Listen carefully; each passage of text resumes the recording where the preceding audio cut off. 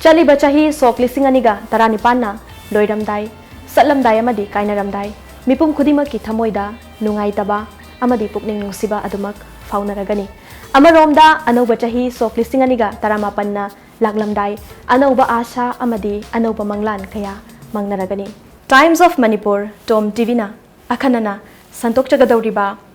Easing New Year 2019 haina mingthon jariba asigumlaba thormasibu Midyeng tabiriba nungsiriba ichilinaw kwai khibikbu adomgi host Daina PANGSATABAM na taramnok chari. Ngasi hariba sigumlaba thauramasibu mapung fahananabagidamagta Tom TV ki studio da lengsinduna lairiba guest asi Manipur film industry gi oina acting gi lamda khoigi acting gi career da haiba tare mayamna thoidok hendokna sakhangna biraba aduga thoidok hendona su pamnariba the young and talented guest ani khakni ihan hanbada Mr. Roshan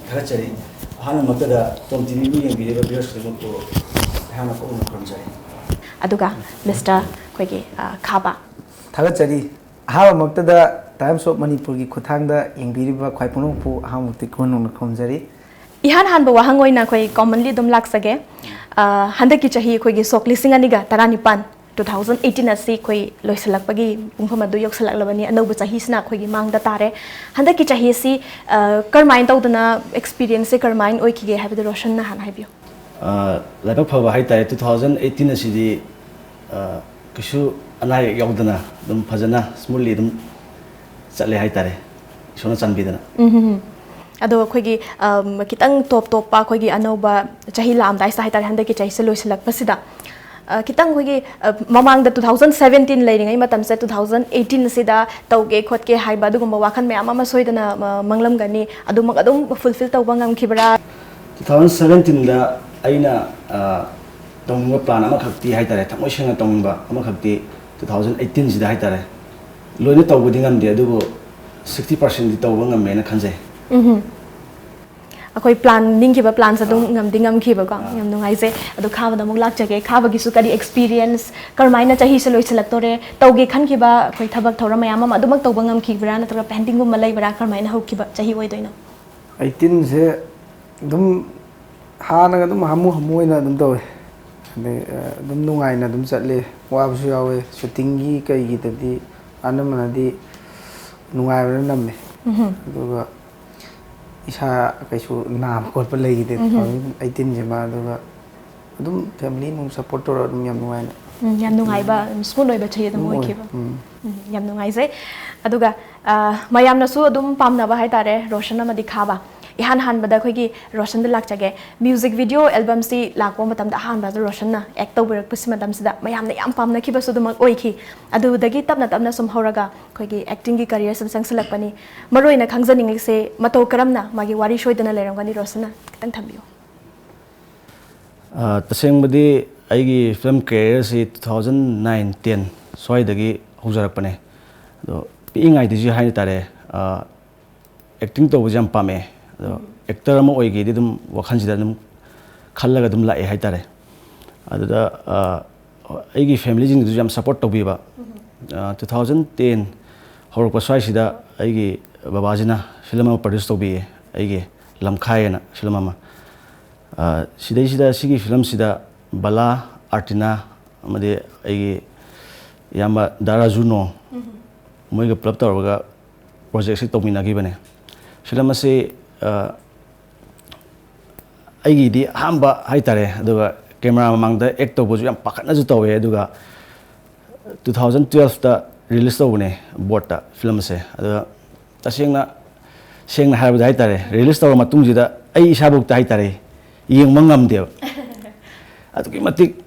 khangde ai bu yengam dragadi babok singna di kamai yengani na to wakhani de khanja ba haitare only release to matung jida cassette market thado khidreba dixon thado khidre adu matung tarak padadi ai je cd acting to baji yam lui na ai yam lai tai khanba yade na itom dai tare khanjarak padagi ai oza ma khak lei hoi lai kai yam bajing ai tare git gulapi na magi marak sida chat pane ba sumaina camera mangda kamaina ek to gani kamaina ai di maje cameraman ne git gulapi na ai je ai oza ne magi makta sahi ani mu monda sum maga tanaraga haitare acting class sumai sum tawraga amaina tawra matungsida maga sum loinari manungsida haitare aduga aigi yamba da Romi Maite film director si maga muthengna bane aduda aigi yamba yai mamale thoyena mana music video manamjena engonda harpa adai aina oi kasu kai namajena haraga isai di kanada ihenina haraga Romi di ihela jesini aina Romi da aina sala Romi sumaina isai mtang ibio music video mtang namgen haba adai ma harau yare adai isai mexi puraga aina dasori makta satpane adada dasori ju isai je nimit yam kuina logidre 15 days ada losalame isai je aduga video jada makhata namgre aduga dum mayamna ju yamna pamba adu ai ju yam laiba phabane na khanje adu ishona pibane na khanje aina su aduga isai sin namna bo honak padai tare ai family jing yam support to bi si orak na ba hai tare mention bangam dra ba se nambe yam akogi yamna pamna khiba adugum mention bangam dra ba hai ba akogi music video album se Roshan gi di akogi startup hai tare ni ko akogi acting gilam se hai tare dum ogi yam ngai sai khaba da mulak chage khaba sai koina tajaba matam da singing isai sakpa se yam hai chu yam pamjaba ma oi hai adubu lak pasna akoi singing da di pamjaraga phau gi basna platform sna akoi acting gilam se da oi khre wari se kamai da wono kitang share tabiyo wari isai amakak koi record sum tawroba ai gi oina hai tare koi gi kano blue band gi da nauna guitarist da nauna pusan mane ma isai je seme isai je sem loraga isai je namna bagi kano tawpa ada koi baju khar pame art ki lamji khar pame koi baja aduna aina sakcharaga su kumgudo bagi thinna kano tawdo ai dum kumjallo na koi bana tawpa an tawra da nauna koi da pilu da tawga pusan bi bane pusan laga adagi namme album je namma ganda da pilu na dang imu dang isai je haite haibnate haite thagat pasu yaam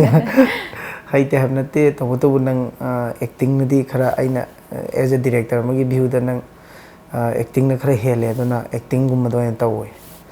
adudagi dumain tawga ma da pilu na support to pirakpa adagi aina su mu isai dagi mu hena mu pamjalure haidi yengjaruga mu director na haibni na sumamani ka habagi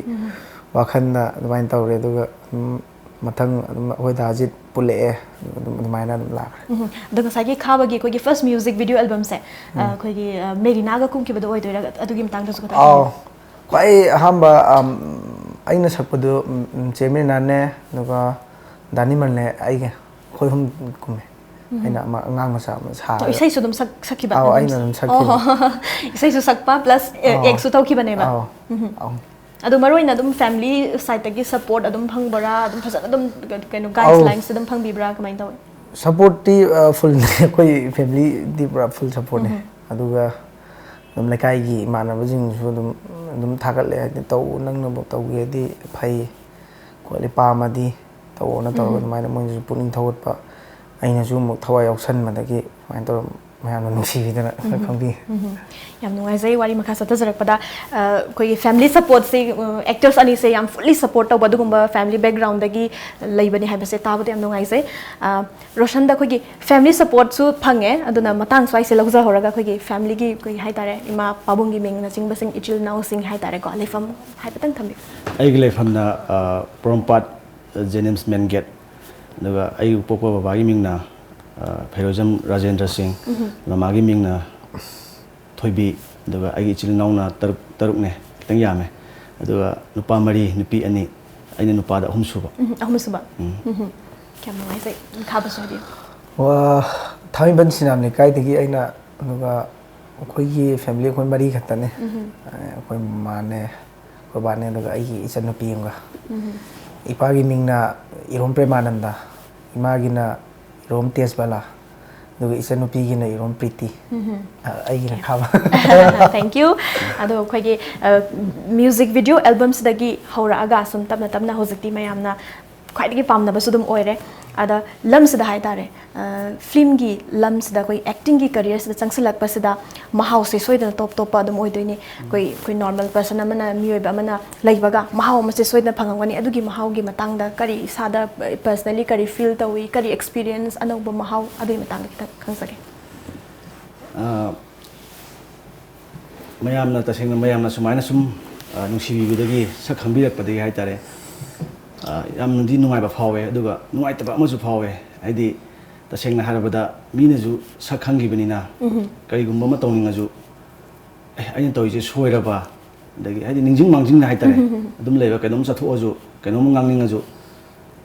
sigi control je ma haidi mayam leiba hai kita si mangai khara wari jati di thodok pokasu Don't talk there. Okay, I'm say how gidi kai having kai mo lay bigay di. Hoy nga sagi film gi lam sada changsalak paga hana laytring film gi lines da changak tring ai hai tare ko. Adu da koi isada personally oi ba kitang ai sa differently oi hai ba gi feel oi rasu natraga aingonda anoba challenge sama anoba smaina pi hai ba gi dugum ba wakhalon hai tare kari phaubi ba. Khenna budi am lay hana na pura hana gi lifestyle nu dum kusi hai tare am ningtam me. Haiti aina ma tawrazu kainom tawrazu ngausan nawrazu haibadi ngausan abdi sum hai leidana sum adugumadu hanadi khagamde aduga actor oirakpadagi di haitarene aina swaida kainoma sum tawbada mayamga haitarene manana tawbasidi yadri manana mayam ngausan langa chatlasu khangamnina si sumain tawe haiba podum adugi khara lei aduga yam thoina ngai tabigi di leite adum sab mana dum khalle haidi hanagi duna dum khangda bagi me amna keno to bideba hojina mo khangbi ba helak bagi mo awa du ba haida Roshan su thambi ding sai control se public ta tholapa matam da su soi gitra khot kitra hai bagi kitang dum di laire na thambi di ko ada khaba makha sa ta jarak pada film gi lamsa da changsalak panina magi khoi gi awa nu ngai hai tare ko shooting taw bagi magi awa ba struggles kum ga thengna khimba karmaina hujik phau bagi platforms da lak bagi journey se adu gi story to tan thambi film gi line da sang pagi sida koi awa ba se dum namna loi wa haidina akoi bu ahaba intro waina kano taw pagi keno se haidi isa ama actor mane na haraga mayam da khangan ga dawje asi yam luba ma oiraki yum gi family background ai si taw bi basu ai putho asu khangba haiba ma da kale haidi mayam da khangbi ba ma aina tawri do paktra ga di mo khangoi du ne ba adu honna ba ma di da kale ba honna ba se kaino ga da aina di honna jaba go aina di honna jaraga aina keno to bugi keno sidi u da ba haita keno da tara akan di u da adi khelera isina keno ganda director na haibaduna acting di da laigre makhal mayam ma haidi ai gi sanaga da ba oi ba poto adu gi poto da tawidra ba ahmad adu na haidi hek yeng ba da haita haita re ne adu mai na khra wa ba du ne adu dei sum kan nai na ra moina asi taw di pa ani si taw di pa ani haraga mai taw ga taw patagi ai je hana fajana du kara kummodi mamang da khar kumme duga film ju ama di kumre ba adu bok to kya kano tong nante duga khoi ajit ning thauja ai yama ga samana re ma haidi sum ai ga jum fajana pulle ba mana isai makha kano yauksangi isai khang nambi ba mana direction tawba aduga producer jina khoi che jugi sori khorai dengin ma jina puthoga mai to nambi gibdagi aduda jaboi ga kano ko sita pa ani bo nang ngaukan na sagan na pa kan ka ha mai na tawga dui makha ta wo so mai la ki ba wa ba sidum di dum wa da ba ya de challenge amane ba sahi amani ne matam manga haiti khangbi da na leis mane kona sahi amani matung khangbi ko ne ma nusi ge actor phau bo moi ge ding sai mayam na khangbi ba mayam na nusi bi basne ba Roshan gi di kar experience thambi ningi matang sada mai gi struggle gi matang sada awa ba nungai ba awa nungai hai tare ne tasengna haidi sigi lamjida haidi sigi lam khata de heram khudi mang tai tare adi kitang study to bom daka oine khale ai wakhalda ꯗꯣ ꯍꯧꯖꯤꯛ ꯂꯩꯔꯤꯕ ꯇ꯭ꯔꯦꯟꯁꯤꯗꯤ ꯑꯗꯨꯛꯀꯤ ꯃꯇꯤꯛ ꯍꯥꯏꯇꯥꯔꯦ ꯍꯥꯏꯗꯤ ꯑꯦꯛꯇꯔꯁꯨ ꯃꯌꯥꯝ ꯑꯃ ꯌꯥꯝꯕꯅꯤꯅ ꯍꯧꯖꯤꯛꯇꯤ ꯌꯥꯝꯅ ꯀꯝꯄꯤꯇꯤꯇꯤꯞ ꯑꯣꯏꯕ ꯃꯇꯝꯅꯤꯅ ꯍꯥꯏꯇꯥꯔꯦ ꯑꯗꯣ ꯑꯩ ꯏꯁꯥꯒꯤ ꯑꯣꯏꯅ ꯍꯥꯏꯇꯥꯔꯦ ꯌꯥꯝꯅ ꯍꯣꯠꯅꯒꯗꯕ ꯋꯥꯠꯂꯤꯅ ꯈꯟꯖꯩ ꯑꯗꯨꯅ ꯑꯦꯛꯇꯤꯡ ꯇꯧꯕ ꯃꯇꯝꯗꯁꯨ ꯑꯗꯨꯝ ꯍꯥꯏꯗꯤ ꯁꯦꯅꯤꯌꯔ ꯑꯥꯔꯇꯤꯁ ꯃꯌꯥꯝꯒ ꯇꯧꯃꯤꯟꯅꯕꯁꯨ ꯄꯥꯈꯠꯄ ꯑꯃ ꯐꯥꯎꯋꯦ ꯑꯗꯣ ꯃꯣꯏꯅ ꯍꯥꯏꯗꯤ ꯁ꯭ꯄꯣꯔꯠꯇꯁꯨ ꯃꯣꯏꯅ ꯇꯧꯔꯤꯉꯩ ꯇꯥꯏꯃꯤꯡꯗꯨꯗ ꯑꯩ ꯃꯨꯟ ꯃꯨꯟꯅ ꯌꯦꯡꯉꯦ ꯀꯃꯥꯏꯅ ꯇꯧꯔꯤꯖꯥꯠꯅꯣ ꯑꯃ ꯇꯧꯔꯤꯖꯥꯠꯅꯣ ꯑꯗꯨꯗ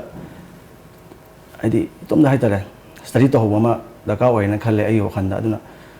ꯀꯣꯑꯦꯛ ꯇꯧꯃꯤꯟꯅꯕ ꯃꯇꯝꯗ ꯁꯦꯅꯤꯌꯔ ꯑꯥꯔꯇꯤस्टꯀ ꯇꯧꯃꯤꯟꯅꯕ ꯃꯇꯝꯗ ꯃꯨꯟꯅ ꯃꯨꯟꯅ ꯌꯦꯡꯉꯦ ꯑꯩꯗꯤ ꯃꯣꯏꯅ ꯇꯧꯔꯤꯁꯤꯅ ꯀꯃꯥꯏꯅ ꯇꯧꯔꯤꯖꯥꯠꯅꯣ ꯁꯤ ꯗꯥꯏꯂꯣꯒꯁꯤ ꯀꯃꯥꯏꯅ ꯋꯣꯛꯏ ꯈꯣꯠꯂꯤ ꯍꯥꯏꯕꯁꯤ ꯃꯨꯟꯅ ꯌꯦꯡꯉꯒ ꯑꯗꯨꯃꯥꯏꯅ ꯇꯧꯋꯦ ꯌꯥꯝ ꯄꯥꯈꯠꯄꯁꯨ ꯐꯥꯎꯋꯦ ꯑꯦꯛꯇꯤꯡ ꯇꯧꯃꯤꯟꯅꯔꯀꯥꯟꯗ ꯑꯗꯣ ꯍꯧꯖꯤꯛꯇꯤ ꯃꯤꯁꯨ ꯍꯥꯏꯗꯤ ꯕꯥꯕꯣꯛꯁꯤꯡꯁꯤꯁꯨ ꯌꯥꯝꯅ ꯌꯦꯡꯕ ꯍꯩꯕ ꯑꯃ ꯑꯣꯏꯔꯕꯅꯤ ꯍꯥꯏꯇꯥꯔꯦ ꯑꯗꯨꯛꯀꯤ ꯃꯇꯤꯛ ꯑꯦꯛꯇꯤꯡ ꯇꯧꯕꯁꯤꯁꯨ ꯍꯥꯏꯇꯥꯔꯦ ꯌꯥꯝꯅ ꯅꯤꯌꯣꯝ ꯑꯃ ꯂꯥꯟꯕ ꯌꯥꯗꯦꯅ ꯈꯜꯂꯦ ꯑꯩ ꯋꯥꯈꯜꯗ ꯑꯗꯨꯅ ꯍꯧꯖꯤꯛꯁꯨ ꯑꯗꯨꯝ ꯁ꯭ꯇꯗꯤ ꯇꯧꯔꯤ ꯑꯗꯣ ꯁꯤꯁꯦ ꯌꯥꯝꯅ ꯋꯥꯏ ꯍꯥꯏꯇꯥꯔꯦ ꯑꯩ ꯏꯇꯣꯝꯇꯕꯨ ꯄꯦꯟꯖꯗꯦ ꯍꯥꯏꯇꯥꯔꯦ ꯍꯧꯖꯤꯛꯄꯨ ꯇꯧꯔꯛꯄ ꯍꯧꯖꯤꯛꯁꯨ ꯑꯦꯛꯇꯤꯡꯁꯤꯡꯁꯦ ꯑꯗꯨꯝ ꯁ꯭ꯇꯗꯤꯁ ꯑꯗꯨꯝ ꯇꯧꯔꯤ ꯇꯧꯔꯤꯕ ꯑꯗꯩ ꯍꯧꯖꯤꯛ ꯇꯧꯔꯤꯕ ꯑꯦꯛꯇꯤꯡꯁꯤꯁꯨ ꯍꯥꯏꯇꯥꯔꯦ ꯑꯩ ꯏꯇꯣꯝꯗ ꯌꯥꯝꯅ ꯄꯦꯟꯖꯗꯕ ꯑꯃ ꯑꯣꯏꯌꯦ ꯑꯗꯨꯝ ꯀꯟꯅ ꯑꯗꯨꯝ ꯍꯣꯠꯅꯒꯦꯅ ꯈꯜꯂꯤ ꯍꯥꯏꯇꯥꯔꯦ ꯍꯣꯠꯅꯕ ꯂꯦꯞꯇ꯭ꯔꯤ ꯌꯥꯝ ꯅꯨꯡꯉꯥꯏꯖꯩ ꯑꯗꯨꯒ ꯉꯁꯥꯏꯒꯤ ꯃ꯭ꯌꯨꯖꯤꯛ ꯚꯤꯗꯤꯑꯣ ꯑꯦꯜꯕꯝꯁꯦ ꯍꯧꯖꯤꯛ ꯔꯣꯁꯟꯅꯁꯨ ꯊꯝꯕꯤꯔꯤ ꯃꯌꯥꯝꯁꯤ ꯐꯤल्म ꯌꯦꯡꯕꯒꯤ ꯆꯥꯡꯁꯦ ꯍꯦꯟꯀꯠꯂꯛꯑꯦ ꯑꯗꯨꯒ ꯑꯃꯨꯛ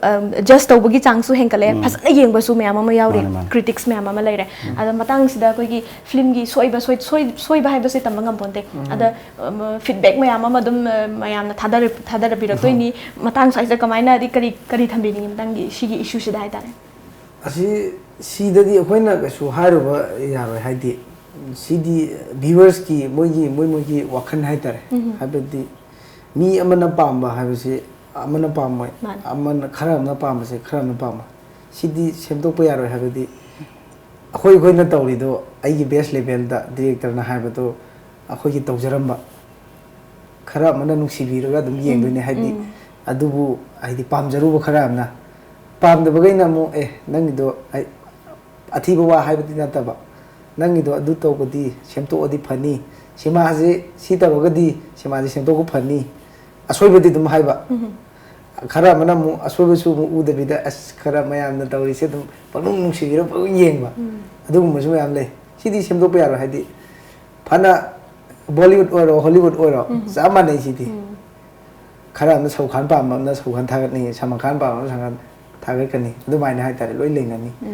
ꯁꯤꯗꯗꯤ ꯀꯩꯁꯨ ꯁꯦꯝꯗꯣꯛꯄ ꯌꯥꯗꯧ ꯃꯥꯟꯗꯦ ꯈꯟꯖꯩ ꯑꯩ ꯋꯥꯈꯜꯗ ꯌꯥꯝꯅ ꯆꯨꯝꯕ ꯋꯥꯐꯝꯅꯤ ꯊꯝꯕꯤꯔꯤꯁꯦ ꯑꯗꯨꯒ ꯉꯁꯥꯏꯒꯤ ꯃ꯭ꯌꯨꯖꯤꯛ ꯚꯤꯗꯤꯑꯣ ꯑꯦꯜꯕꯝꯁꯤ ꯃꯌꯥꯝ ꯑꯃ ꯅꯝꯕꯤꯔꯦ ꯔꯣꯁꯟꯒꯤꯁꯨ ꯈꯥꯕꯒꯤꯁꯨ ꯑꯦꯛꯇꯤꯡꯒꯤ ꯂꯝꯁꯤꯗꯁꯨ ꯑꯗꯨꯝ ꯐꯤल्म ꯑꯣꯏꯅꯁꯨ ꯅꯝꯈ꯭ꯔꯦꯀꯣ ꯑꯗ ꯃ꯭ꯌꯨꯖꯤꯛ ꯚꯤꯗꯤꯑꯣ ꯑꯦꯜꯕꯝ ꯃꯌꯥꯝꯁꯤꯡꯒꯤ ꯃꯔꯛꯇ ꯏꯁꯥꯅ ꯑꯦꯛ ꯇꯧꯕ ꯍꯥꯏꯇꯥꯔꯦ ꯔꯣꯁꯟꯅ ꯏꯁꯥꯅ ꯑꯦꯛ ꯇꯧꯈꯤꯕ ꯉꯁꯥꯏꯒꯤ ꯐꯥꯔꯁ ꯃ꯭ꯌꯨꯖꯤꯛꯁꯨ ꯍꯤꯠ ꯑꯣꯏꯈ꯭ꯔꯦ ꯁꯦꯀꯦꯟ ꯊꯥꯔꯠ ꯃꯌꯥꯝ ꯑꯃ ꯍꯤꯠ ꯇꯧꯔꯤ ꯃꯌꯥꯝꯅ ꯄꯥꯝꯅꯔꯤ ꯏꯁꯥꯒꯤ ꯑꯣꯏꯅ ꯏꯁꯥꯅ ꯑꯦꯛ ꯇꯧꯈꯤꯕ ꯃ꯭ꯌꯨꯖꯤꯛ ꯚꯤꯗꯤꯑꯣ ꯑꯦꯜꯕꯝꯁꯤꯡꯁꯤꯒꯤ ꯃꯔꯛꯇ ꯈ꯭ꯋꯥꯏꯗꯒꯤ ꯄꯥꯝꯖꯕꯁꯦ ꯀꯔꯝꯕ ꯑꯣꯏꯗꯣꯏꯅꯣ ꯄꯥꯝꯕꯗꯤ ꯂꯣꯏꯅ ꯄꯥꯝꯃꯦ ꯑꯗꯨꯒ ꯑꯩꯒꯤ ꯑꯍꯥꯟꯕ ꯑꯩꯅ ꯏꯟꯗꯁꯇ꯭ꯔꯤꯁꯤꯗ ꯈꯣꯡ ꯊꯥꯡꯖꯤꯜꯂꯛꯄꯗ ꯍꯥꯏꯇꯥꯔꯦ ꯌꯥꯝ ꯆꯥꯎꯅ ꯔꯨꯝ ꯑꯃ ꯀꯜꯂꯦꯅ ꯈꯟꯖꯈꯤꯕ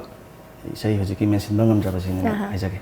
ꯃꯦꯟꯁꯤꯟꯕ ꯉꯝꯗ꯭ꯔꯕ ꯍꯥꯏꯔꯤꯕ ꯃ꯭ꯌꯨꯖꯤꯛ ꯚꯤꯗꯤꯑꯣ ꯑꯦꯜꯕꯝꯁꯦꯀꯣ ꯑꯗꯣ ꯍꯥꯏꯔꯤꯕ ꯏꯁꯩꯁꯤ ꯑꯩꯈꯣꯏ ꯃꯌꯥꯝꯗꯁꯨ ꯚ꯭ꯌꯨꯋꯔꯁꯇꯁꯨ ꯑꯩꯈꯣꯏ ꯃꯌꯥꯝ ꯄꯨꯟꯅ ꯇꯥꯃꯤꯟꯅꯕꯒꯤ ꯇꯥꯟꯖꯥꯗꯨ ꯂꯧꯖꯒꯦ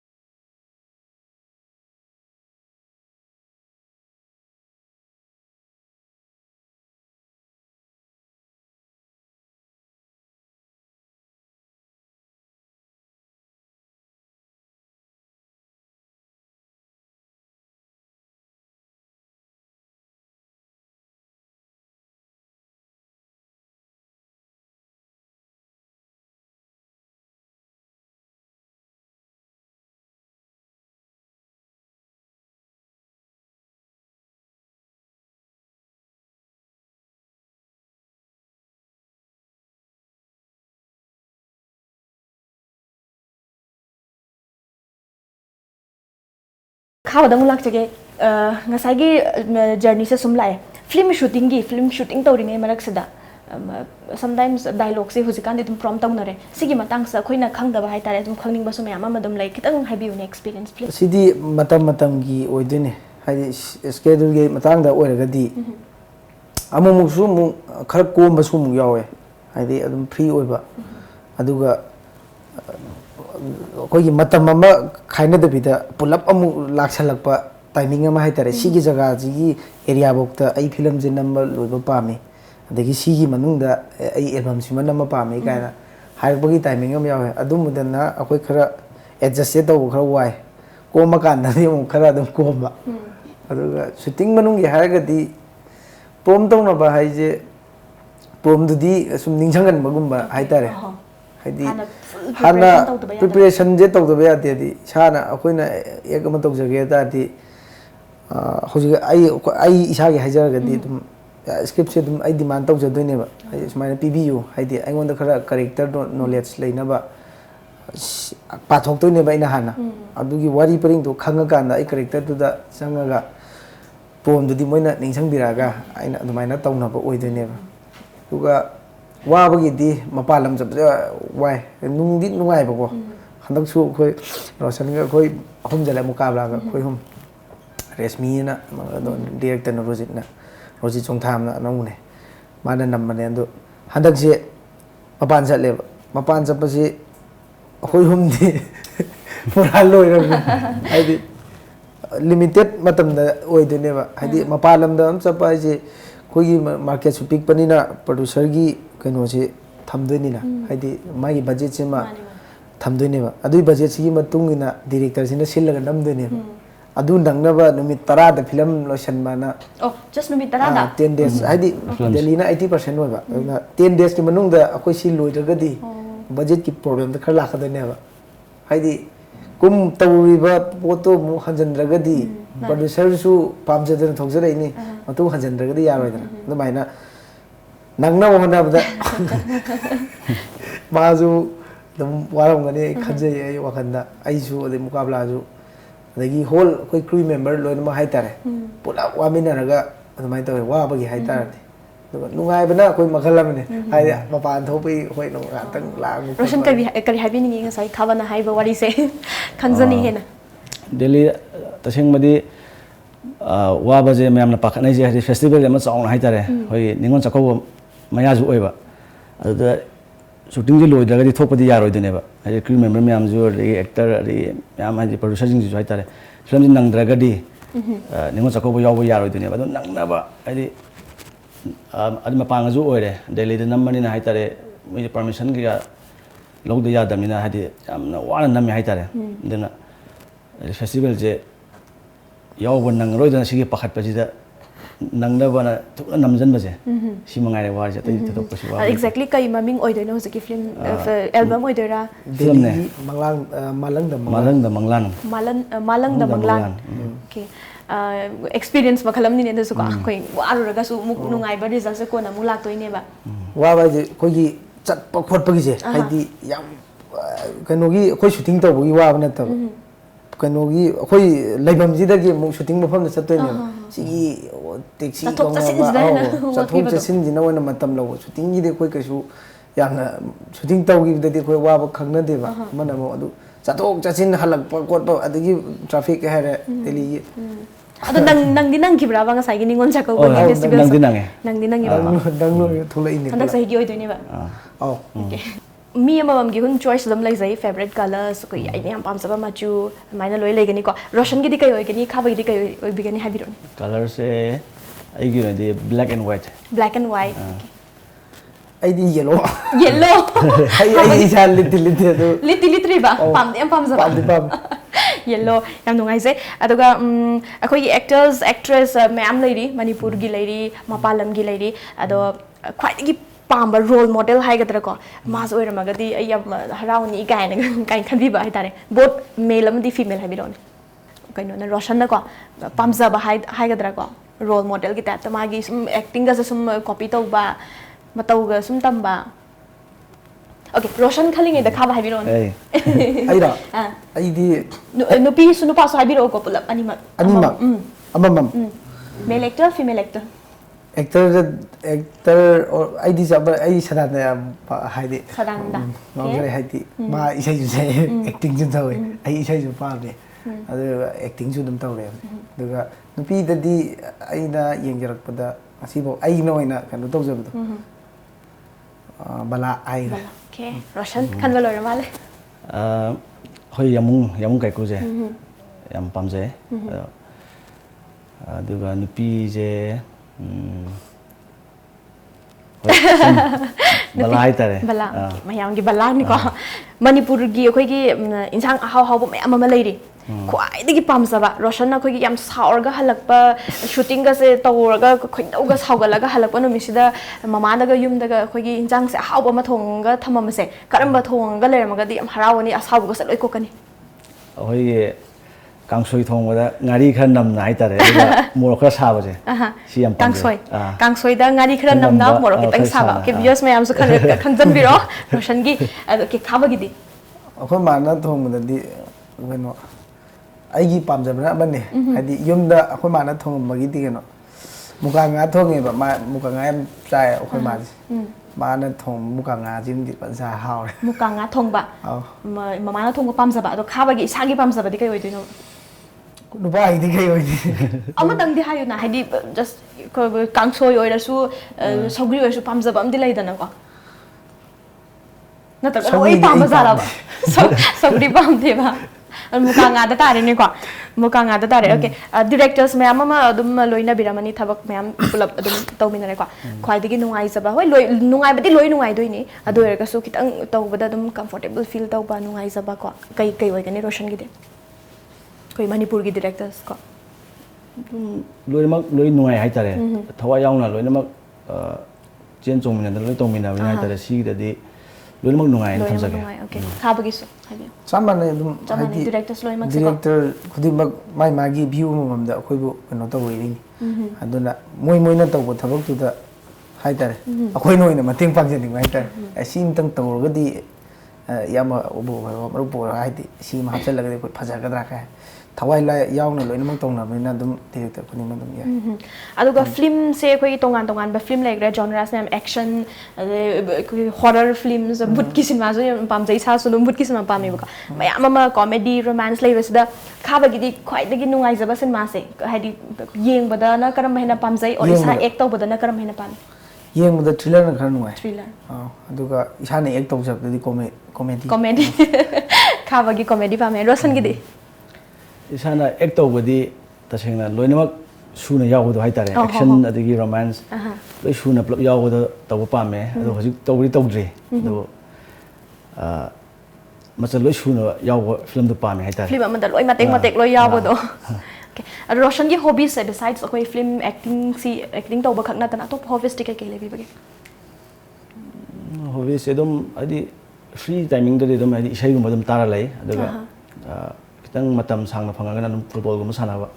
सुमाइना फुटबॉल सानाबा इसै ताबा अदुगा खोगी आउटिंग गुम दि पामिदा writing ngaतang sangma matam da dui mafam da hang on tawruge like sanaruge kanuma or garden gumba achikpa natural pami kholi haibana jingba ko yum da stick tawruga leiba natabada dum chale imanam ko dum chale hai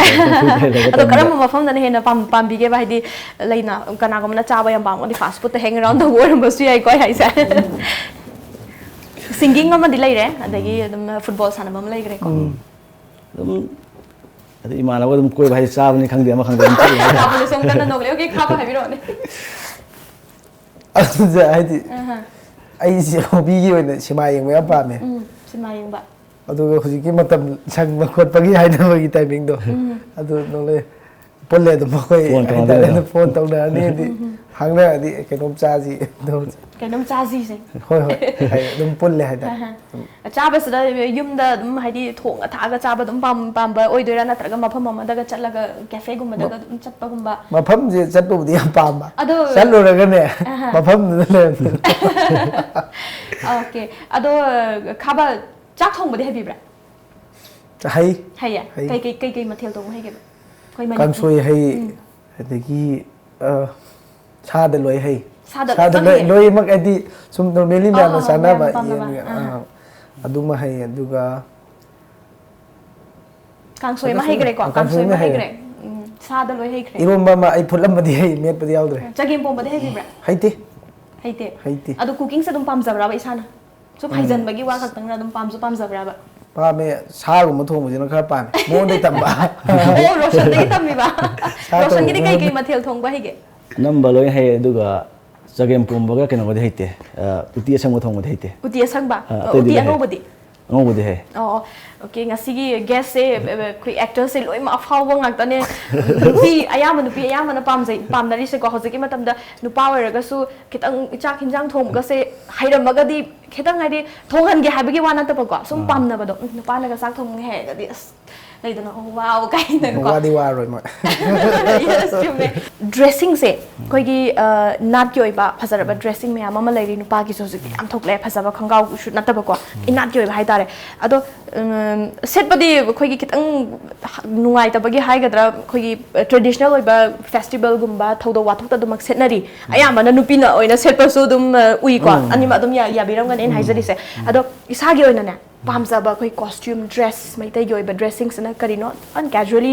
ꯑꯩꯈꯣꯏ ꯄꯥꯝꯖꯕ ꯗ꯭ꯔꯦꯁꯅ ꯀꯩ ꯑꯣꯏꯒꯅꯤ ꯅꯨꯄꯥꯒꯤꯗꯤ ꯑꯗꯨꯝ ꯍꯥꯏꯗꯤ ꯊꯧꯗꯣꯛ ꯋꯥꯊꯣꯛꯇ ꯑꯗꯨꯝ ꯁꯦꯠꯅꯔꯤꯕ ꯐꯩꯖꯣꯝꯒꯨꯝꯕ ꯑꯗꯨꯝ ꯍꯥꯏꯗꯤ ꯏꯁꯥꯗ ꯀꯝꯐꯣꯔꯠ ꯑꯣꯏꯕꯗ ꯑꯗꯨꯝ ꯅꯨꯡꯉꯥꯏꯌꯦ ꯀꯝꯐꯣꯔꯇꯦꯕꯜ ꯑꯣꯏꯕꯁꯦ ꯑꯗꯣ ꯀꯦꯖꯨꯋꯦꯜꯗꯅ ꯑꯗꯨꯝ ꯖꯤꯟꯁꯀꯨꯝꯕ ꯖꯤꯟꯁ ꯑꯗꯩ ꯇꯤ ꯁꯥꯔꯠ ꯁꯨꯃꯥꯏꯅ ꯑꯗꯨꯝ ꯑꯣꯀꯦ ꯍꯥꯏꯗꯤ ꯏꯁꯥꯗ ꯀꯝꯐꯣꯔꯇꯦꯕꯜ ꯑꯣꯏꯔꯗꯤ ꯑꯗꯨꯝ ꯂꯣꯏ ꯅꯨꯡꯉꯥꯏ ꯍꯥꯏꯇꯥꯔꯦ ꯀꯝꯐꯣꯔꯇꯦꯕꯜ ꯑꯣꯏꯕꯁꯤꯅꯦꯕꯀꯣ ꯏꯚꯟ ꯁꯨꯇꯤꯡ ꯇꯧꯔꯁꯨ ꯀꯝꯐꯣꯔꯇꯦꯕꯜ ꯑꯣꯏꯕ ꯗ꯭ꯔꯦꯁ ꯈꯥꯕ ꯀꯩ ꯍꯥꯏꯕꯤꯅꯤꯡꯉꯤ ꯗ꯭ꯔꯦꯁꯀꯤ ꯃꯇꯥꯡꯁꯤꯗ ꯏꯁꯥꯅ ꯌꯥꯝ ꯄꯥꯝꯖꯕ ꯗ꯭ꯔꯦꯁꯇꯤ ꯀꯌꯥ ꯊꯣꯏꯅ ꯀꯩꯅꯣ ꯇꯧꯗꯦ ꯍꯥꯏꯗꯤ ꯏꯁꯥꯒꯤ ꯑꯣꯏꯕ ꯁꯦꯠꯄ ꯀꯦꯖꯨꯋꯦꯜꯒꯤꯗ ꯑꯣꯏꯔꯗꯤ ꯖꯤꯟꯁ ꯍꯥꯏ ꯆꯞ ꯃꯥꯟꯅꯩ ꯃꯦꯟ ꯁꯥꯔꯠꯀ ꯇꯤ ꯁꯥꯔꯠꯀꯨꯝꯕ ꯑꯗꯣ ꯑꯗꯒꯤ ꯇ꯭ꯔꯦꯗꯤꯁꯅꯦꯜꯗ ꯍꯥꯏꯔꯒꯗꯤ ꯑꯩꯈꯣꯏ ꯐꯤꯂꯝꯒꯤ ꯀꯩꯅꯣꯒꯤꯗꯗꯤ ꯅꯨꯄꯥꯒꯤꯗꯤ ꯀꯌꯥꯕꯨ ꯁꯦꯠꯄ ꯐꯪꯗꯦ ꯍꯧꯖꯤꯛꯀꯥꯟꯗꯤ ꯍꯥꯏꯗꯤ ꯃꯌꯥꯝ ꯊꯣꯛꯂꯛꯑꯦꯗꯅꯀꯣ ꯑꯩꯈꯣꯏ ꯐꯖꯕ ꯀꯣꯁꯇ꯭ꯌꯨꯝꯁ ꯑꯩꯈꯣꯏꯒꯤ ꯃꯃꯤꯡꯗꯤ ꯗꯤꯖꯥꯏꯅꯔꯁ ꯑꯃ ꯑꯐꯥꯎ ꯈꯪꯗꯕ ꯑꯐꯥꯎꯕ ꯃꯃꯤꯡꯗꯤ ꯈꯪꯗꯕ ꯕꯠ ꯌꯥꯝ ꯐꯖ ꯐꯖꯕ ꯊꯣꯛꯂꯛꯑꯦꯕꯀꯣ ꯐꯤꯒꯁꯨ ꯁꯨꯝ ꯏꯟꯗꯅ ꯈꯣꯠꯇꯅ ꯌꯥꯝ ꯐꯖꯕ ꯑꯗꯨꯝ ꯊꯣꯛꯂꯛꯑꯦ ꯁꯣꯒꯨꯝꯕ ꯊꯣꯛꯑꯗꯤ ꯑꯩꯈꯣꯏ ꯈꯪꯗꯦ ꯐꯤꯂꯝꯗꯣ ꯑꯩꯈꯣꯏ ꯆꯦꯜꯂꯤꯁꯦ ꯁꯝꯅ ꯈꯥꯕꯦꯟ ꯆꯠꯄ ꯑꯃ ꯁꯦꯠꯄ ꯐꯪꯒꯅꯤ ꯀꯩꯅꯣ ꯐꯩꯖꯣꯝ ꯑꯃ ꯁꯦꯠꯄ ꯐꯪꯒꯅꯤ ꯑꯗꯨ ꯃꯉꯥꯏꯔꯦ ꯑꯗꯣ ꯅꯨꯄꯥꯒꯤꯗꯤ ꯑꯩ ꯀꯌꯥꯕꯨ ꯐꯖꯗꯦ ꯅꯨꯄꯤꯒꯤꯗꯤ ꯑꯗꯨꯝ ꯐꯅꯦꯛ ꯃꯄꯥꯟ ꯅꯥꯏꯕ ꯑꯃ ꯇꯧꯔꯒ ꯑꯣꯀꯦ ꯅꯨꯄꯤꯒꯤ ꯃꯇꯥꯡꯁꯤꯗ ꯍꯥꯏꯕꯤꯔꯛꯑꯣꯅꯦ ꯅꯨꯄꯤ ꯑꯃꯅ ꯃꯩꯇꯩ ꯅꯨꯄꯤ ꯑꯃꯅꯀꯣ ꯁꯦꯠꯄꯗ ꯈ꯭ꯋꯥꯏꯗꯒꯤ ꯂꯦꯝꯖꯕ ꯈ꯭ꯋꯥꯏꯗꯒꯤ ꯄꯥꯝꯕ ꯑꯩꯈꯣꯏꯒꯤ ꯐꯅꯦꯛ ꯃꯄꯥꯟ ꯅꯥꯏꯕ ꯂꯩꯔꯦ ꯑꯩꯈꯣꯏꯒꯤ ꯂꯥꯏ ꯈꯨꯔꯨꯝꯕꯒꯤ ꯗ꯭ꯔꯦꯁꯁꯨ ꯂꯩꯔꯦ ꯅꯨꯄꯤꯒꯤꯗꯤ ꯌꯥꯝ ꯌꯥꯝꯈ꯭ꯔꯦꯀꯣ ꯌꯥꯝꯃꯦ ꯀꯔꯝꯕꯅ ꯈ꯭ꯋꯥꯏꯗꯒꯤ ꯄꯥꯝꯖꯒꯦ ꯑꯗꯨꯝ ꯍꯧꯖꯤꯛ ꯂꯨꯍꯣꯡꯕ ꯆꯠꯅꯕꯤ ꯅꯨꯄꯤꯒꯤ ꯀꯩꯅꯣꯁꯦ ꯑꯩꯈꯣꯏ ꯂꯨꯍꯣꯡꯕꯒꯤ ꯏꯁꯩꯗꯁꯨ ꯑꯗꯨꯝ ꯂꯨꯍꯣꯡꯕꯒꯤ ꯗ꯭ꯔꯦꯁꯁꯦ ꯏꯁꯩꯗꯁꯨ ꯑꯗꯨꯝ ꯔꯥꯅꯤ ꯐꯤ ꯔꯥꯅꯤ ꯐꯤꯒ ꯏꯜꯂꯒ ꯏꯟꯕꯗꯣ ꯐꯅꯦꯛ ꯃꯄꯥꯟ ꯅꯥꯏꯕ ꯇꯧꯕꯁꯦ ꯑꯩꯈꯣꯏ ꯏꯁꯩꯗꯁꯨ ꯑꯗꯨꯝ ꯌꯥꯎꯕꯗꯣ ꯑꯗꯨꯝ ꯐꯖꯩ ꯑꯣꯀꯦ ꯔꯣꯁꯟꯒꯤꯁꯨ ꯁꯦꯝ ꯌꯥꯝ ꯅꯨꯡꯉꯥꯏꯖꯩ ꯑꯗꯨꯒ ꯗ꯭ꯔꯦꯁꯀꯤ ꯃꯇꯥꯡꯗ ꯍꯪꯈ꯭ꯔꯦ ꯇ꯭ꯔꯥꯚꯦꯂꯤꯡꯁꯨ ꯌꯥꯝ ꯄꯥꯝꯃꯦ ꯍꯥꯏꯀꯣ ꯀꯣꯏꯕ ꯂꯥꯡꯕ ꯆꯠꯄ ꯌꯥꯝ ꯄꯥꯝꯃꯦ ꯍꯥꯏꯕꯤꯔꯤ ꯔꯣꯁꯟ ꯑꯩꯈꯣꯏꯒꯤ ꯈꯨꯗꯛꯇꯅꯦ ꯑꯩꯈꯣꯏꯒꯤ ꯄ꯭ꯔꯥꯏꯁꯁꯦ ꯈꯨꯗꯛꯇ ꯂꯣꯇ꯭ꯔꯤ ꯈꯪꯗꯦ ꯀꯩꯅꯣꯃ ꯐꯥꯎꯔꯒ ꯁꯝ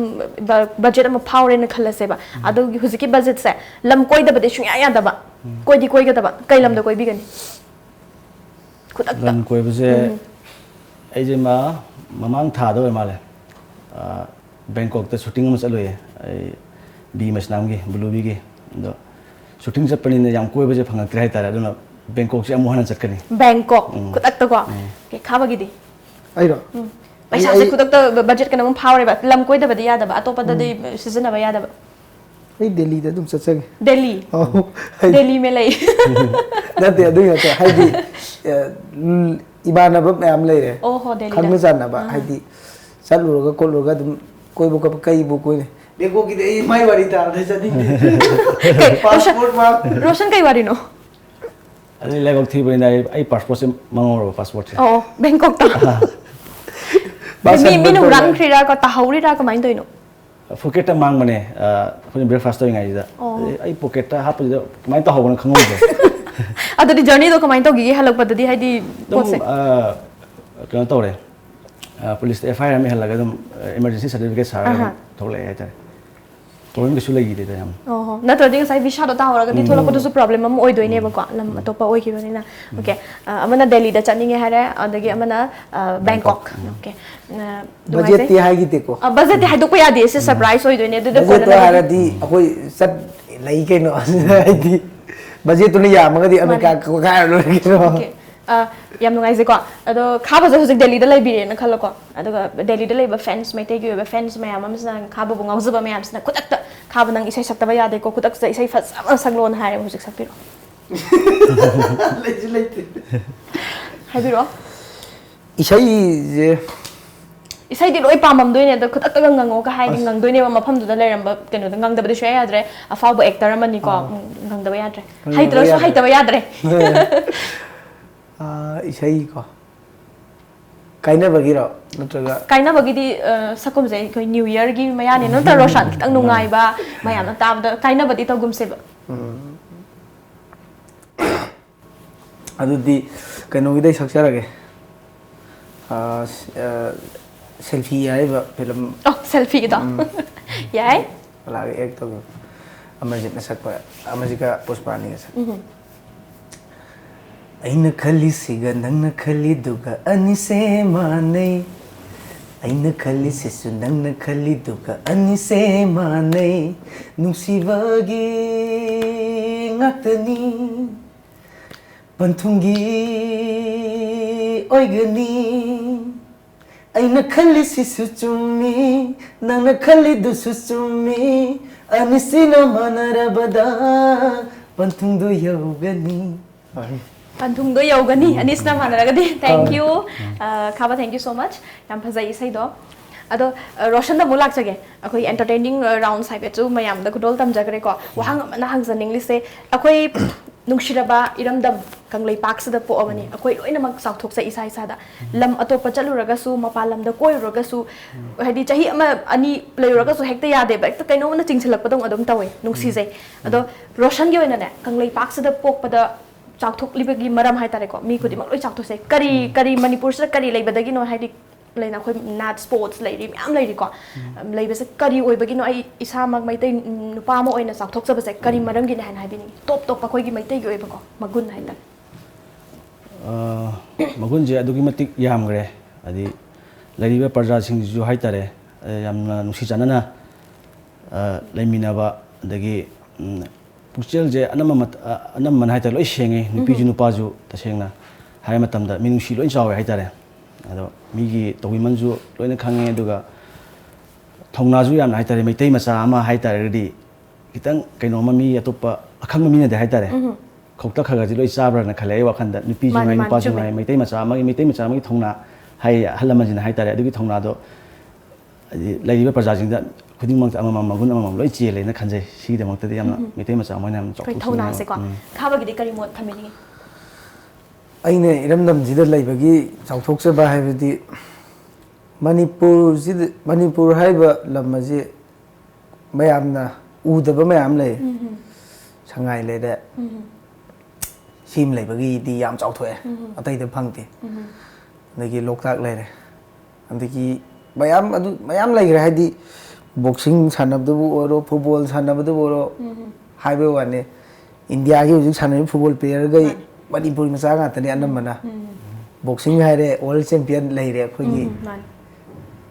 aduna si bangai si chauthok ba duga lam khogi ramdam jimu nungai ba pham di challu rasu koiru rasu mapalam da shooting tawru man tawru manipur mu nungai ba di laitre weather do boiro ma boiro sai ramdam haisina dum nungai na aduna adugi chauthok sa ba dum koi amamam di loi chauthok sai na tra ado matang sida mo Khaba gi ngasai music video album oiro isai amadi ngang bikre ado film dagi oira sune Khaba na ek tau saki ba hai tare kwai dagi pamjaba loi mak ti loi pam doi ni ko ado kwai phajaba pamjaba da viewers ta kudol tam na bai sem tan ai gi sai da isane ek tau da adu kanogi film do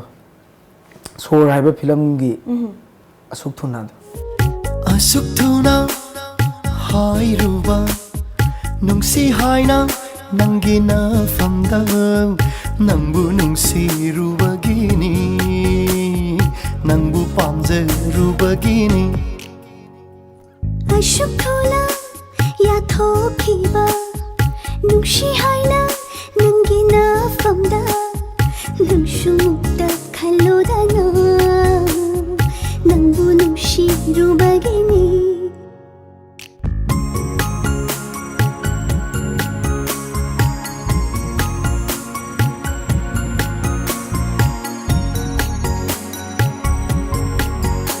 aduga akhoi na sum tajabada Khaba ga Roshan ga se dum act tawminaba film ama ko haibire adugi matang da experiencer so haipatang Roshan kitang thambiyo ne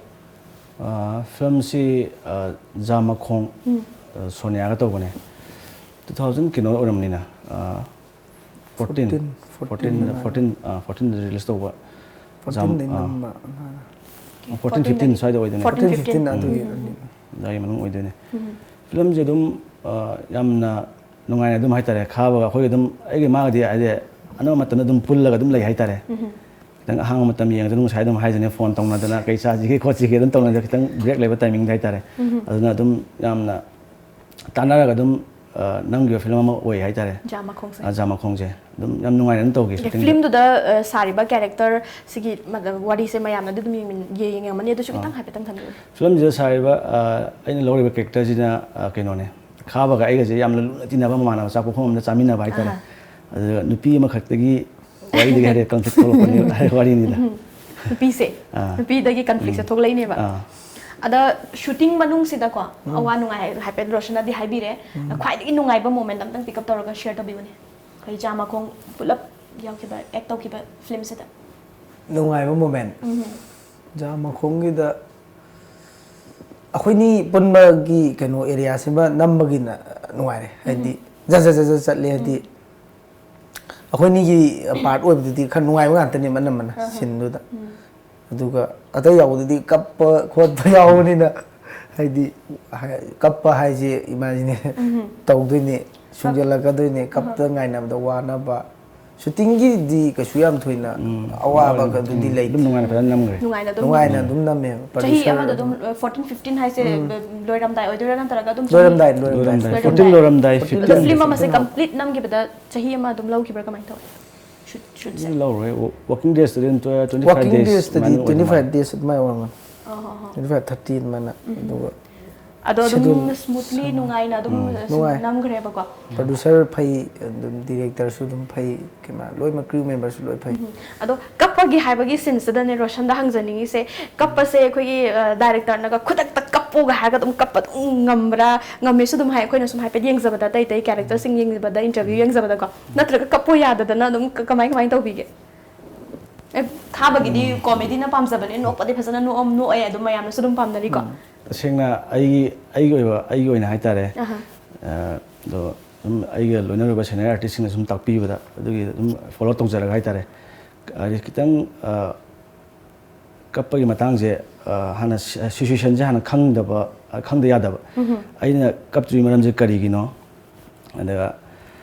hana wakhan je hana chingdin mam daka oe phasana wakhan je chingjala kana matom da dum haitare lupsal la kana dum automatically dum pi dum tare hai tare dialogue ngang ju ngasai gi sin du da lupsal laga khaba gi di kain toy kappa gi nungdang da budi dum kasu yam kuide nungdang da gum hadi khatang sikla aba kano tora di kasu thoina kasu matam lawde nungdin gum je hadi lang ko khot wakhan do singjan mangam de hadi ka aina khala kap to je ka maina kap to no munna khanjan ba su chani aina somda khal lai ni nungthin ne somda khal langjalak ko khol to buni na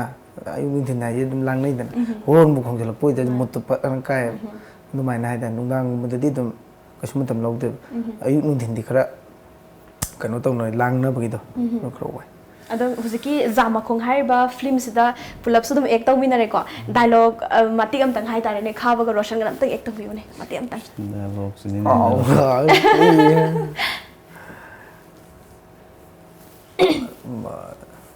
dialogue sin jing je do ni kui he no no fine na koi kui ram ni na ko ado any Roshan da lak sarage Roshan gi ora su koi gi huziki jama khong da gi natra ga su recently oi ba dialogue mati am tang ningsang gor ga ni mati am tang mayam ki ko viewers ke kar hana to nong release to gi wa ibung gi chal hai ba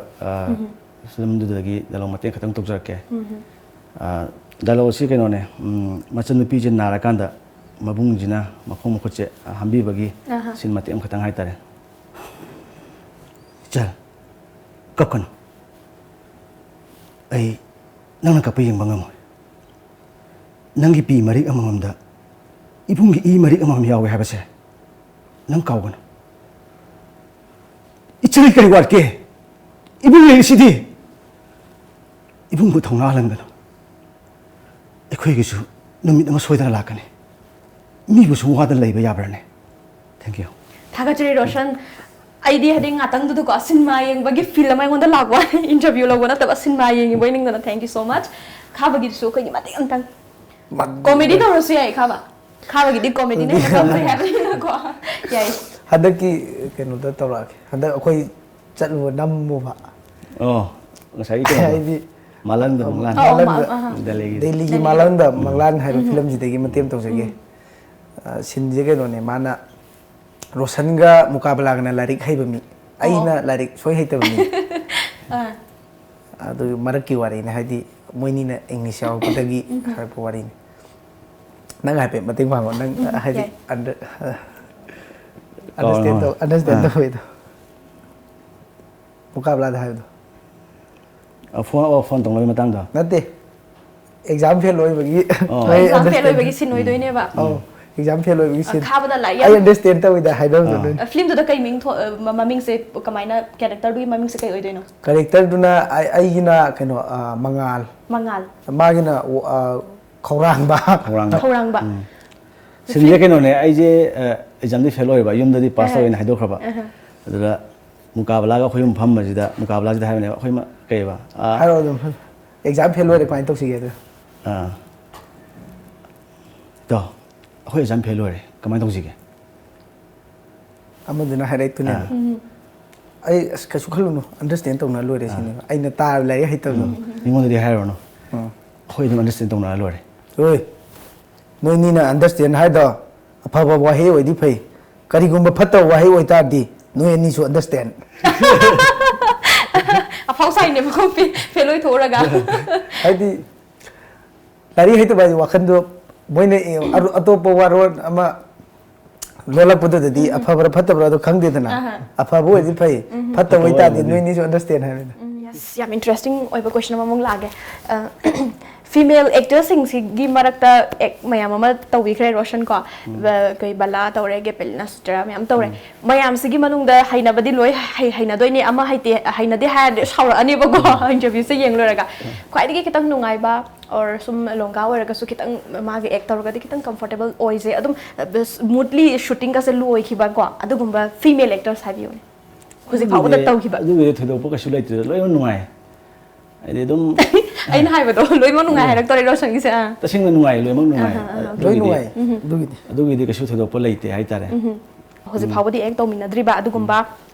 male actor aduga female actor ama mamtang habiu ne tawning ba future da sum koi tungda la ka dori ba film sing la ga di hai tare ko moi ga act tawning ba gi wish ko malai bi ba or moi khoi ga tawzaningi kana sum khanbi ba hai tare adugumba habiu male ja khoi dagu kulga handak teleplay ama tare dedicate ki tongmina gare ado feature film de tongmina dri do ma ga di dagu kul di am tongmina ninge daga ipi dina hoi chemanda mayam gi manda kom manda ka gokul ka okay khaba gi di loi nungai hai gare same aduga kuminadri bhai tare ko kuminadri ba sa dagu kul kuminadri aiga recently hojik adum kumba matam da duga nupi da ai kumdri ba kanaga kumbininge ba kumdri ba but kuminaning ba hai tare kuminaning di che kamla kuminani kamla mayam gi kamla mata mama da ko ai sama ki su kamla sem pam sai kuminani pamdi phangro ai di matam boy oi maybe tambangam de natra Roshan suddenly chongthora ju surprising ai tane sam naga koi iche manda hai chongthora de ai direct sat la kuminani mi ba cha tambangam de ko tak takari tholakani hai ba ko kamla ga kuminani nge hai ri akoi gi Times of Manipur Tom TV se recently October gi tang ani da Honorable Chief Minister na launch tau khibani Manipur khoi prasam am gi dis maina private satellite ma launch tau ba se am chang thok pham ni ko chang thok chani ngai platform ma chawba mane koi se promotion tau ba Manipur gi matang se da khoi gi hoji akoi officially dum Tom TV se run tau re koi news section laizari program section laizari ko ado khaba da gyan hausarage khaba khoi gi program se da oiro na traga news to oiro kitang khoi gi hapsan bada hena fazagada ba natraga mapalam da lari ba ichil now singsna khoi maitai macha nuksira ba myam ma lari ko makoi ni yengba matam da hena fazai Tom TV se kaina hairak ba adugumba tanza se suggestion oina kari hapsa laga di funny tra sigi program se kitang ga adapt to honingi kaina habi dugumba gi wakhalon kitang thambira ayu wakhan de Times of Manipur gi kano sida add to haraga di khoi gi life oina ko life oina khara haitare matam gi thokpa even film gi do oiro film की shooting तौरींगाई मनुंग हाइफेट चक्का करी mine तौसनबगुंबा मरोइना film film की दना अदु लेरे अतोप सुम लेदना ngसाई gossip की type का ma'am some awareness पीबो सी film जे shooting तौरे और लॉन्च तौरनी काई अदुम लेजरे अदुगा अदुम लम लम द थोकपा हाइतारे कोई मणिपुर सिद थोकपा हजिक हाइरने सागी थोकपा लेरिना सी वाई चलुरगा हाइफेट हंग खोतना तौबा दगी अवाब ताब मी खरा मुजु लेरमगनी हाइदि नोंग इसिंग चावगसे हंबीबो खोपा अदुम तौरदि खरा नुंगाइगदरा खनजै आई वाखन ओके थैंक यू खोने लौसन जरी को तोम टीवी माइक दी मोड सिंजरगा तरामना लौसन जरी रोशन की करी मोड लेबी तसेंगना अदि हुजी हुजी होइगी इनमदम सिदा थोइबा हादि इशू मैम जाय तारे मयाम अतोपा state अदगी country Jing दजु amna adi athu matam da haitare mayek seng na adi kenogi sigi media ji khuthang de haitare mayek seng na hena haitare sidagi hena yam thuna piba ngamba adugi khudong sa do lere ga hena nuai ni khanjai कोई याम थागत जरी को अफबा कोई feedback ma'am suggestions ma'am अमा लौसिन जरी अदुगा वहांग अमना कोई presently हुजिक करी film नत्रगा को करी project सिंग हाय तारे करी द एंगेज तौरगा लेबिरि के रोशन से हुजिक से फिल्म मरी गुम लेरि अदुगा म्यूजिक वीडियो न मंगा गुम बन माइन लेरि हाय व्यूअर्स हाइप तंग थंबिरगा दि को कई फिल्म नो हाय दो अपकमिंग हाय तारे ने अपकमिंग जे खम्बा versus नोंबान इदोम दगी malang ni manglan film ma da nang segi kana no upcoming roshan gi okay khaba gi di album dana humari rangi ne duga film dana selfie ne maung ne ai sai gi hero malang da manglan निंथौ दुगा viewers अखोगी अनोब सही लागलमदाई को अखोई हराउ तयाम्बा फोंतोक चबोय ना ngasi guest ni कौजबनी viewers की दमक अखोई इजिंग न्यू ईयर 2019 हाइबा थोरंग सिबु येंगबिरिबा व्यूअर्स ता रोशन अखोई मैसेज ओइना अखोई नत्रगा कनागुमा फिल्म बु ngauजबा रोशन की फैंस में अमा लेरी को करी अखोई थंबिनी वारोल खरा थंबियो 2019 लापसिदा इदम ननसे लेबिरिबा इचनाउ खुदिमंगना तंगदु लेताना लेजिबा lamasi thamoi sengna haitare amana amabu nungsi chanana leminana ba haiduna haina pause si pijari yam thagachari ko roshan khaba gi kari habini ni viewers thambiyo anki 2019 na 19 sahi jina horupadagi loyo forward nuaina ba ayi wakhalonda nungsi chanana lemina ba amana magi mateng pangna ba tungi punsida tekta kaidana leina ba haina ma yakan magul pisage manipur de leiriba taimo manipur gi khutang dagi thagachari ko yam nungai jai ngasi roshan ma dikhaba ga ko film gi matang da su wari sanare mayam gi entertainment gi mayam gi seba gi hai tare ko no ba jahina lak pasida khoi gi program asi mapung phahan bi ba hai tare duna aina hangjaning ni se single dagi mingle on ba gi plan se roshan gi kai lei khaba gi kai lei mayam gi mahut sanjaraga hai tare roshan gi future wife oi gadaba no pisna karamba character chen gadaba no mayam taram doine sai matang se ko khaba khan ba hoiro answer pi doine leitri khalli hai tare smart answer hajarage aha leitri ba ko khaba se kan noi song khalla leiri nei chamani karam hoinji ge na kan khalla leiri hai tare khala leiri adode phare ne haido yadram ni na viewers mayam na ko like sabi masak phasa phasa mayam sana khangningam doi se karamba character no pam doi se haiba se sima ta di habi da ba yadre ko doctor nupi ga oiba pambara natraga asing nupi ma pam asing manupi hai se kaino define to biro ni nupi ma gi haide magun haide quality loi chen ba nupi mai tar magun da kari magun no bo oi doi se sak thong ba hai ta ba oi de mo bera kai ta na ko hujik matam de thong ba hai ta ba su yam le nupa na hai ba nupi na hai ta ba su yaw re ba thong ba de kai loi su na yaw nupi pa me roshan gi nupi se phang kitang wa dau ma le ko kha ba kai no da loi yaw ba se kitang lu na thokadra na khalle ba sak su thong hai ga da ba fi su hai ga da ba manage su to ba okay khaba da lag ai di matam khara wali characters to haibira mo ba karamba nupi makhal pami se dum mi khudi ma haije afaba pam ni ai wakhanda character ꯐꯕ character ꯍꯥꯏꯁꯤꯗ ꯌꯥꯔꯦ ꯂꯣꯏ ꯁꯨꯔꯦ character ꯐꯕ ꯁꯨꯝꯖꯜꯂ ꯂꯩꯕ ꯅꯨꯄꯤꯁꯨ ꯄꯥꯝꯗꯦ Khaba amadi Roshan ki fans mayam laibiriba mayam ko nupi oiro nupa especially nupi mayam da haizage single to mingle oigadaba se yam watli Khaba ga Roshan ga se characters khara di adum haibi khare thiri okay ngasi khoi gi Times of Manipur Tom TV ki studio da Roshan amadi Khaba na koina haijaruba matam da harau rauna nghaktang oresu chillaba schedule kya kitang kai thok piraga ko khoi gi anoba sahina la amdai sida khoi gi program ama santok chabani easing New Year 2019 haiba sigonba program asi mapung fahan biba harau rauna wari sanaba phangjaba Tom TV ki mai kai degi mahut sinjaraga ikok no na thaga chaba phongtok chari thank you Roshan thank you Khaba for joining us and lastly khoi gi Tom TV ki mai kai degi a small token of love ko yam nung sisaraba icham chama khudol amtan thamjage Roshan ki tamam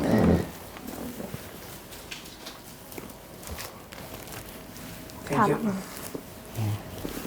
Ingna sikna panbalam damama oiminarasi haiba wapamasi thamsabaga loinana ngasigi oinadi adomgi host Daina Pangsatabam na kainana baya athang nizari